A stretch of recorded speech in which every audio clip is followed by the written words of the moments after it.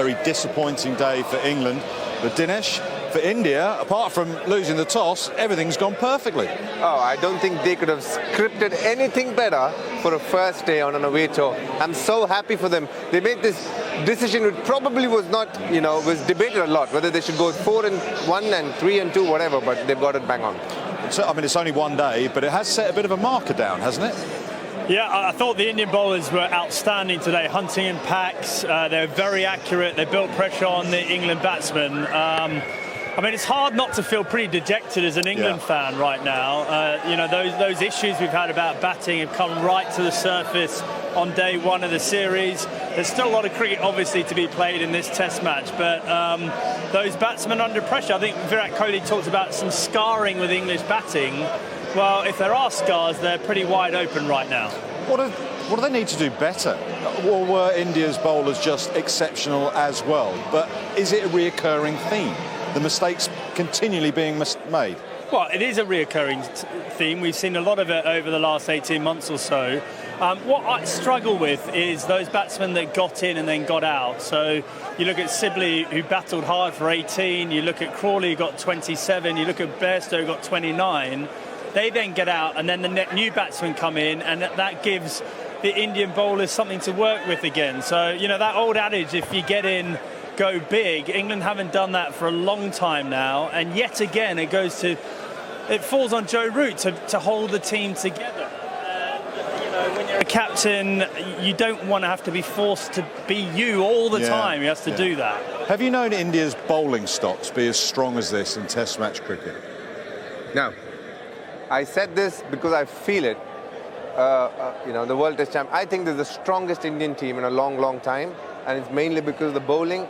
They've covered all bases. They have 2 good all-rounders and 4 solid medium bases, and a couple more sitting inside who are very good as well. Absolutely. I don't think I've ever heard an overseas seamer come here and say, you know what, these Duke's balls, you can keep them. They all love them. Oh, yes. He also said he knows what the summer is going to be like. I don't even think God knows how it's going to be like. I don't know why he's saying he knows it. But, all these guys, very similar to the SG ball. It starts swinging slightly later, and the shine is consistent throughout, and the ball hoops around all day. It's one of those balls, as a fast bowler, you want to take it home and play with it everywhere you go. Jasprit Bumrah is an interesting bowler, isn't he? I mean, such an unorthodox, really, way of going about things. Mighty, mighty effective. What impressed you with him today? Well, I think when you look at it, first of all, him and Shami with the new ball, they set the tone. That delivery he bowled to get Burns out in the first over, having gone across and back. That was brilliant bowling. Yeah. He's just so hard to line up. You know that every ball is going to be different. He's quick enough.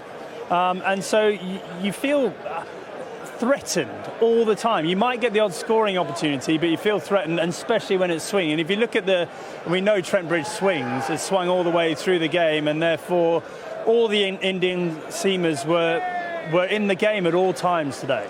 Shami could have had 6 today. It's always been the case with Shami, isn't it? Amazing, though, isn't it? The number of beatons he gets, I mean, if he makes $1 for every beaten that he gets, he'd be a millionaire by now. He's done that really well over a period of time. And Rohit and Kale looked very assured towards the end. I mean, I know they had the LBW shot going down the leg side, but they just looked in complete control. Oh, absolutely. That was the most pleasing thought for me when I looked at them today, and I'm looking forward to them batting tomorrow as well. Just the composure they showed in defence and in attack was superb. What about England's tactics, though, with the ball? Anderson just bowled 3 overs out of the attack, and I thought, well, OK, if he doesn't fancy this end for whatever reason, he could follow Stewart. He didn't. Sam Curran did. Did you find that strange? Yeah, very surprising. I mean, the ball's swinging, it was overcast, the lights were on. That was tailor-made for Jimmy Anderson. So just let's have a look at that. Let's hope it's not an injury or anything like that. But I agree with Dinesh. I mean, the Indian batsmen looked very assured, didn't they? They looked like they were backing their technique. And that's something that, at the moment, the England batsmen aren't doing. It looks like they're questioning their technique rather than backing it.